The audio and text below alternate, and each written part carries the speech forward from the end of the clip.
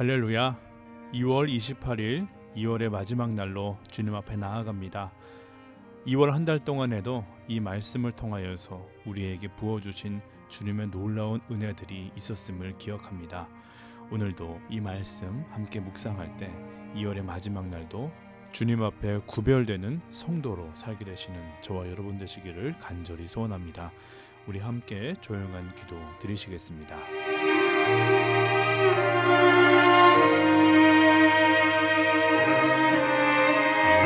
오늘 우리에게 주시는 하나님의 말씀은 누가복음 17장 20절에서 37절 말씀입니다. 바리새인들이 하나님의 나라가 어느 때에 임하나이까 묻거늘 예수께서 대답하여 이르시되 하나님의 나라는 볼 수 있게 임하는 것이 아니요 또 여기 있다 저기 있다고도 못하리니 하나님의 나라는 너희 안에 있느니라. 또 제자들에게 이르시되 때가 이르리니 너희가 인자의 날 하루를 보고자 하되 보지 못하리라. 사람이 너희에게 말하되 보라 저기 있다 보라 여기 있다 하리라. 그러나 너희는 가지도 말고 따르지도 말라. 번개가 하늘 아래 이쪽에서 번쩍이어 하늘 아래 저쪽까지 비침같이 인자도 자기 날에 그러하리라. 그러나 그가 먼저 많은 고난을 받으며 이 세대에게 버림바 되어야 할지니라. 노아의 때가 된 것 같이 인자의 때에도 그러하리라. 노아가 방주에 들어가던 날까지 사람들이 먹고 마시고 장가들고 시집가더니 홍수가 나서 그들을 다 멸망시켰으며 또 롯의 때와 같으리니 사람들이 먹고 마시고 사고 팔고 심고 집을 짓더니 롯이 소돔에서 나가던 날에 하늘로부터 불과 유황이 비오듯 하여 그들을 멸망시켰느니라. 인자가 나타나는 날에도 이러하리라. 그날에 만일 사람이 지붕 위에 있고 그의 세간이 그 집 안에 있으면 그것을 가지러 내려가지 말 것이요 밭에 있는 자도 그와 같이 뒤로 돌이키지 말 것이니라. 롯의 철을 기억하라. 무릇 자기 목숨을 보존하고자 하는 자는 잃을 것이요 잃는 자는 살리리라. 내가 너에게 이르노니 그 밤에 둘이 한 자리에 누워 있음에 하나는 데려감을 얻고 하나는 버려둠을 당할 것이요 두 여자가 함께 맷돌을 갈고 있음에 하나는 데려감을 얻고 하나는 버려둠을 당할 것이니라. 그들이 대답하여 이르되 주여 어디오니이까. 이르시되 죽어 믿는 곳에는 독수리가 모이느니라 하시니라. 아멘. 이 말씀은 살아계신 하나님의 말씀입니다. 오늘 본문 속에서 바리새인들은 예수님에게 하나님의 나라는 어느 때에 이 땅에 임하는지를 질문합니다. 그것은 그들이 하나님 나라의 도래를 미래의 어느 한 시점에 가시적인 사건으로 이해하고 있었기 때문입니다. 예수님은 그들이 듣기에 의아한 대답을 하십니다. 하나님의 나라는 이미 너희 안에 있다고 말씀하시는 것입니다.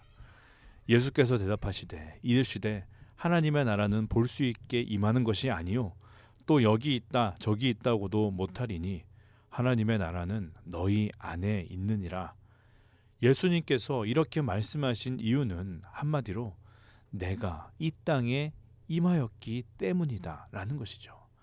하나님의 나라가 하나님의 나라인 곳은 그곳에 하나님이 계시고 계실 뿐 아니라 통치하시고 다스리시는 하나님의 주권이 있기 때문에 그곳이 하나님의 나라 되는 것입니다. 예수님은 근본 하나님과 동일한 본체이십니다. 하나님이 인간의 몸을 입고 오신 분이 바로 예수 그리스도인 것입니다. 그러므로 예수 그리스도를 영접한 자는 하나님의 나라를 영접한 것과 같습니다.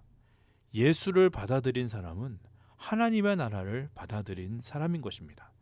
하나님의 나라가 너희 안에 있다라는 이 말씀은 바로 이러한 의미로 말씀하신 것입니다. 하나님의 나라는 크게 두 가지 의미로 해석할 수 있습니다. 하나는 우리가 이 땅에서 생을 마치고 궁극적으로 돌아가야 할 본향의 의미로서 하나님 나라, 천국, 또한 장차 다시 오실 예수님의 재림의 때 이루어질 하나님의 나라, 그러한 의미로서 하나님 나라가 있습니다. 많은 그리스도인들은 하나님의 나라를 생각할 때 이 본향으로서 장차 임할 하나님의 나라로서의 이미지를 떠올렸습니다. 교회 역사 속에서 이것을 강조했던 주장들도 있었습니다. 우리의 진정한 소망은 썩어질 이 땅에 있는 것이 아니라 우리가 장차 돌아갈 하나님의 나라 그 본향에 있다라는 것입니다. 그러나 그것이 지나치게 강조되는 것은 큰 문제가 있습니다. 그러한 측면만 강조하다 보니 이 세상의 삶을 부정하는 것입니다. 육신적인 이 시간, 이 삶은 의미도 없고 가치도 없다. 진정한 것은 우리가 돌아가야 할 그 하나님 나라밖에 없다.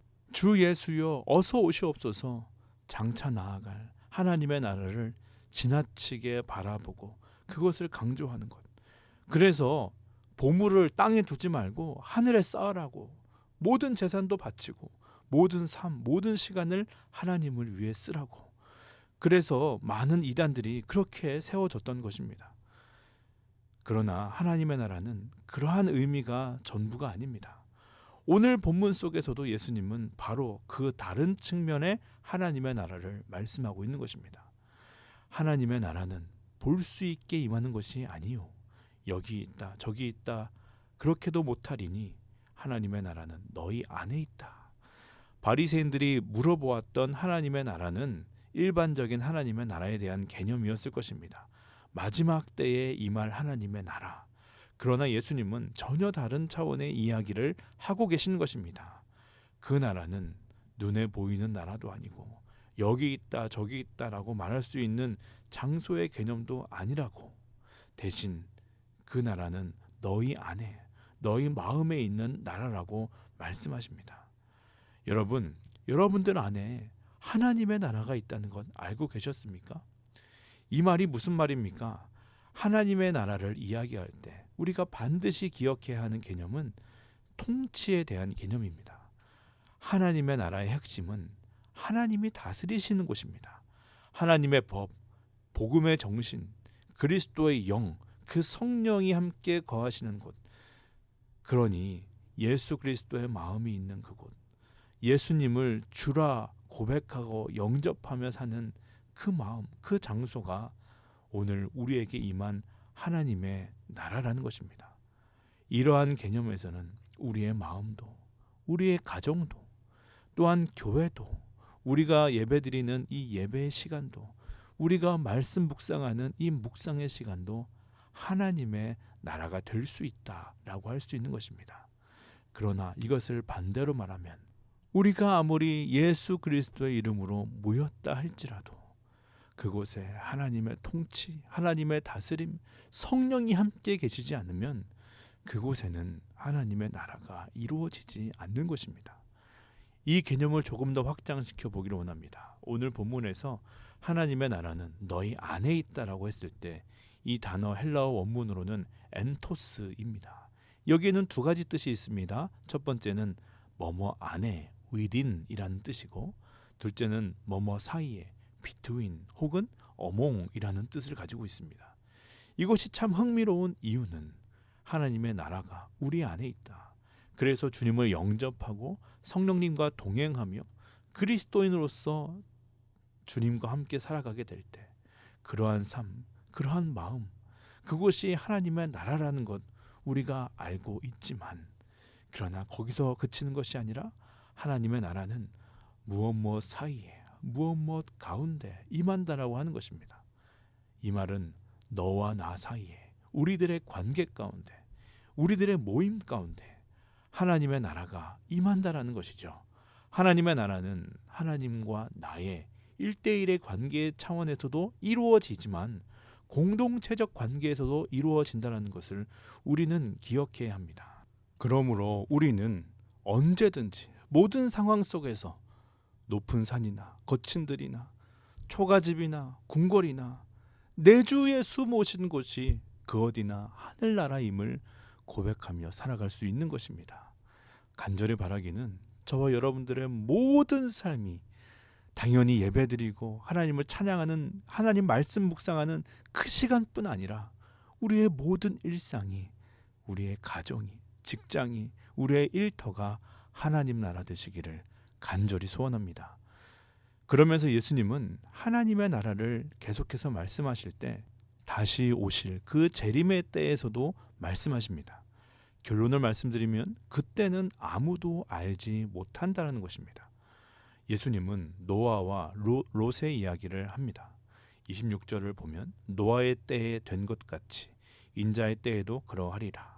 노아가 방주에 들어가던 날까지 사람들이 먹고 마시고 장가들고 시집가더니 홍수가 나서 그들을 다 멸망시켰으며 또 롯의 때와 같으리니 사람들이 먹고 마시며 사고 팔고 심고 집을 심더니 롯이 소돔에서 나가던 날에 하늘로부터 불과 유황이 비오듯 하여 그들을 멸망시켰느니라.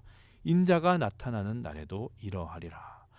노아 시대 사람들은 노아의 방주를 통해 홍수 심판에 대한 경고의 메시지를 들었습니다. 그러나 사람들은 아무도 그 메시지에 귀를 기울이지 않았습니다. 오히려 노아가 미쳤다고 생각했습니다. 세상이 얼마나 살기 좋은데 그렇게 좋은 시간을 허비하냐는 것입니다. 비웃었습니다. 그들은 그 시간에 먹고 마시고 장가들고 시집가며 인생을 즐겼습니다. 그러나 때가 찼을 때 하나님의 약속은 성취되었습니다. 심판의 날이 찾아왔습니다. 그래서 그 마지막 때를 준비하지 못한 자들은 결국 심판당하여 죽고 말았습니다. 소돔과 고모라도 마찬가지입니다. 그들도 결국 하나님의 무서운 심판을 피할 수 없었습니다. 예수님은 말씀하십니다. 인자가 나타나는 날, 그 때도 이러하리라. 그러면 예수님의 재림, 그 때를 기다리는 사람들은 어떠한 마음으로, 어떠한 자세로 살아야 합니까? 31절을 보면 그날에 만일 사람이 지붕 위에 있고 그 세간이 집 안에 있으면 그것을 가지러 내려오지 말 것이요 밭에 있는 자도 이와 같이 뒤로 돌이키지 말 것이니라. 그 약속의 때는 갑자기 임합니다. 그때가 되면 세간을 가지러 갈 여유가 없습니다. 중요한 것 집에 들어가서 챙기고 나올 시간이 없습니다. 그런데도 사람들은 물질에 얽매여서 물질을 가지러 뒤로 돌이키다가 결국 귀중한 목숨을 잃게 됩니다. 예수님은 롯의 처를 생각하라고 하셨습니다. 롯의 처는 하나님의 크신 은혜로 소돔 백성과 함께 멸망당하지 않고 구원의 은혜를 덧입었습니다. 천사는 그들이 소돔성에서 나올 때 뒤돌아보지 말라고 분명히 경고했지만 그럼에도 불구하고 롯의 처는 뒤를 돌아보게 되었고 소금 기둥이 되고 말았습니다. 마지막 때를 기다리는 사람들의 모습은 한마디로 비록 우리의 발은 이 땅을 버타며 살고 있을지라도 우리의 영혼은 하나님의 나라를 바라보며 소망하며 살아야 한다는 것입니다. 사도 바울은 고린도전서 7장 29절 이하에서 이렇게 권면합니다. 형제들아 내가 이 말을 하노니 때가 단축하여 진고로 이후로부터 안에 있는 자들은 없는 자같이 하며 우는 자들은 울지 않는 자같이 하며 기쁜 자들은 기쁘지 않는 자같이 하며 매매하는 자들은 없는 자같이 하며 세상 물건을 쓰는 자들은 다 쓰지 못하는 자같이 하라. 이 세상의 형적은 다 지나감이니라. 이 말씀은 세상 것에 얽매이며 살지 말라는 권면의 말씀입니다. 우리는 세상 지식을 얻기 위해 열심히 공부합니다. 또 때가 되면 장가도 가고 시집도 갑니다. 자녀도 낳고 기르며 살아갑니다. 그러나 그것에 얽매여서 그것만 바라보고 그것에 압도되어 살지는 말라는 것입니다. 그래야 주님께서 오실 때 모든 것을 놓아버릴 수 있습니다. 모든 것을 가볍게 털어버릴 수가 있습니다. 그리고 주님께 나아갈 수 있습니다. 뒤를 돌아보지 않을 수 있습니다. 이것은 세상의 지배를 받는 것이 아니라 하나님의 통치 안에, 하나님의 다스림 안에 살아가는 그리스도인들만 그렇게 할 수 있는 것입니다. 다른 말로 하면 나는 죽고 예수로 사는 삶을 우리는 살아야 하는 것입니다. 그렇게 사는 것이 우리에게 분명히 올 그 마지막 때를 준비하며 사는 사람들의 모습인 것이죠. 우리 안에 우리가 살아있는 한 세상의 유혹, 욕심, 쾌락, 자아실현, 육신의 정욕, 안목의 정욕, 이생의 자랑에서 자유로울 수 있는 사람 한 사람도 없습니다. 내 안에 내가 죽지 않고 여전히 내가 살아있을 때 그렇다는 것입니다.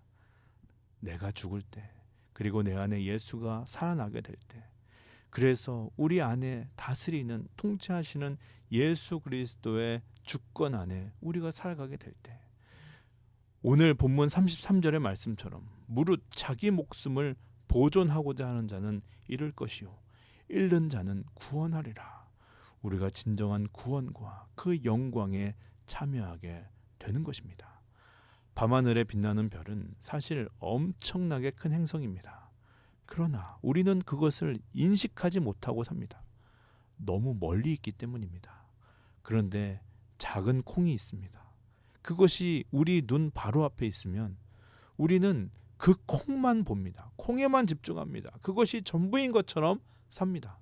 너무나 많은 그리스도인들이 하나님의 나라가 있다는 것을 압니다. 그 약속, 그 날이 분명히 올 것이라는 것도 믿습니다. 그러나 그것은 마치 밤하늘의 별처럼 우리와 너무 멀리 떨어져 있다. 나와 상관없다. 멀리 있다라고 여기며 살아갑니다. 그러니 그 나라를 보지 못합니다. 인식하지 못합니다. 반면에 우리 눈앞에 있는 것들이 있습니다. 너무나 작습니다. 그러나 그것만 바라봅니다. 그것이 전부인 것처럼 여깁니다. 그 사람, 그 관계가 전부인 것처럼 여기며 살아갑니다. 그러나 여러분, 정말 큰 것은, 정말 중요한 것은, 정말 본질적인 것은 주님이심을 우리는 깨달아야 합니다. 구름이 햇볕을 가렸다고 태양이 없습니까? 그렇지 않습니다. 우리가 마주하고 있는 것들이 아무리 크게 보인다고 해서 하나님의 나라가 없는 것이 결코 아닙니다. 다시 말하면 이 세상의 기준과 법칙과 유행과 시선들이 우리의 눈과 귀를 막습니다. 그러나 그렇다고 해서 하나님의 나라와 그분의 통치와 다스림이 없는 것은 결코 아닙니다. 이러한 의미에서 우리의 눈이 떠져야 합니다. 모든 관점을 나의 시선으로, 나의 시간으로, 나의 생각으로 미시적으로 마이크로하게 보는 것이 아니라 내게로부터 눈을 들어 하나님의 나라를 바라보며 사는 것. 그 주님이 주시는 시선, 주님의 시간, 주님의 생각으로 더 큰 하나님의 나라를 바라보며 사는 것. 그래서 이 땅 위에 임한 하나님의 나라, 우리의 마음 가운데 임하시는 하나님의 나라, 또 장차 임할 하나님의 나라에서 살아가는 자들, 저와 여러분 되시기를, 그 영광에 참여하시는 진정한 승리자요, 진정한 지혜자로 서게 되시는 저와 여러분 되시기를 간절히 소원합니다. 우리 함께 주기도문 하시겠습니다. 하늘에 계신 우리 아버지여, 이름이 거룩히 여김을 받으시오며 나라의 임하옵시며 뜻이 하늘에서 이루어진 것 같이 땅에서도 이루어지이다. 오늘날 우리에게 일용할 양식을 주옵시고 우리가 우리에게 죄 지은 자를 사하여 준 것 같이 우리의 죄를 사하여 주옵시고 우리를 시험에 들게 하지 마옵시며 다만 악에서 구하옵소서. 대개 나라와 권세와 영광이 아버지께 영원히 있사옵나이다. 아멘. 우리 함께 오늘 기도하실 때 주님, 오늘도 지금도 이 자리에 우리의 마음에 임하신 하나님의 나라를 발견하기 원합니다. 그 나라의 백성으로 살기를 소원합니다. 그것은 결국 우리에게 임한 예수 그리스도의 영, 성령을 나의 삶의 중심으로, 주인으로 영접하는 것에 달려있음을 깨닫습니다. 주 예수여 어서 오시옵소서. 주 예수여 어서 오시옵소서. 이 고백이 먼 훗날의 고백이 아니라 지금 당장 오늘의 삶 속에서 선포되어야 할 고백임을 우리가 깨닫사오니 오늘도 나는 죽고 예수로 살기를 고백하며 내게로부터 눈을 들어 주님 바라보며 살아갈 수 있도록 인도하여 주시옵소서. 우리 그렇게 기도하며 오늘 하루 열기 원합니다.